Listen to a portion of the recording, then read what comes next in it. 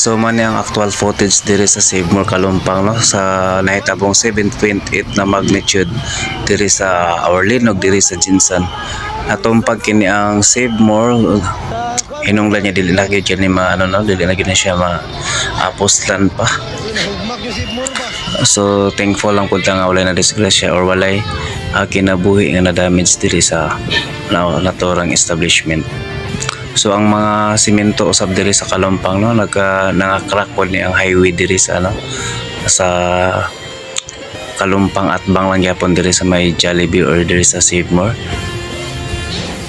So wasak gyud kayo ang building sa Save More ara malay man siya ang mga crack diri sa highway sa Kalumpang. So magian man gyapon siya pero medyo delikado lang siya kung magpabulo-bulo kag panagan diri kay perte ka guba gyud ang kuno perte ka guba or na damage gyud og diri usab sa Pindaton ang Jollibee Pindaton branch ayan mo na siya doon sa kapilya sa iglesia at bang sa may oval or plaza diri sa City Hall sa General Santos. So nahugno po ni siya may nalang kay nakagawas tanan mga empleyado diri sa Jollibee Pindaton branch. So maigid siya pagkahugno no murag talan jud na down jud ni tanan ang building diri sa RD Plaza at bang sa Ubal kung asa diri nahimatang ang Jollibee diri sa may Pindaton branch. So mo kani ang actual video diri sa Jollibee Pindaton branch General Santos City.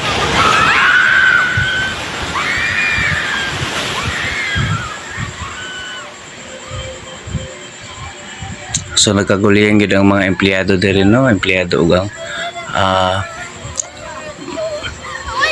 mga tao diri at bang sa Jollibee Pindaton. Og ang KCC usab man siya ang KCC Mall General Santos sa Medji Katoliko na damage pod ang diri padulong sa going to Biransa. So dako pod ang damage diri sa KCC Mall Jinsan.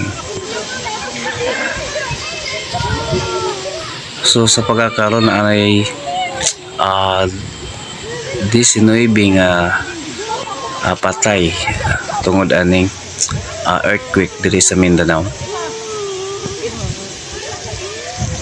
So amping lang talabi na diri sa may Jinsan. So diri pod sa balay no murag nagkayamukat pod ako mga gamit diri.